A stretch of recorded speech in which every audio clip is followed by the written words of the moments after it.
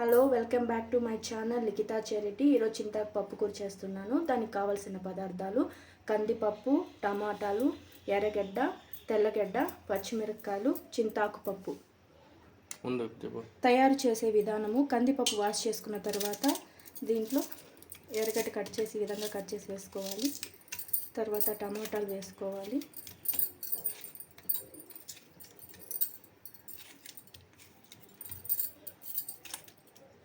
టమాటాలు వేసుకున్న తర్వాత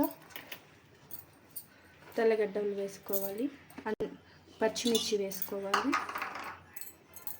చింతాకు వేసుకోవాలి,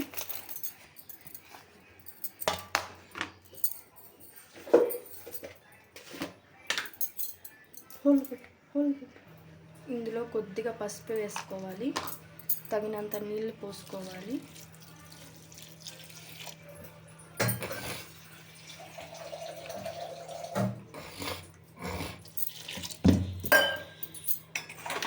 తగినంత నీళ్ళు వేసుకున్న తర్వాత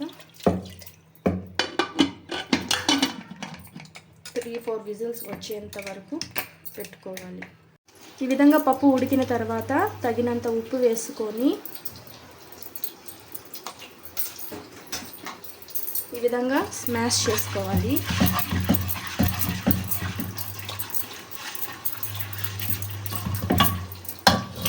ఈ విధంగా స్మాష్ అయిన తర్వాత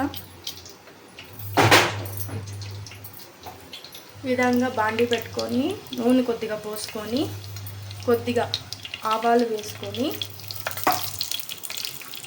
కొద్దిగా కరివేపాకు వేసుకొని కొద్దిగా ఆనియన్స్ వేసుకొని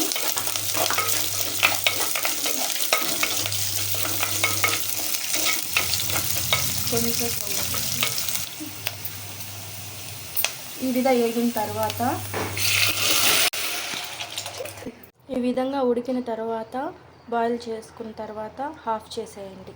ఈ వీడియో మీకు నచ్చినట్లయితే లైక్ చేయండి, షేర్ చేయండి, సబ్స్క్రైబ్ చేయండి. Thank you friends. బాయ్.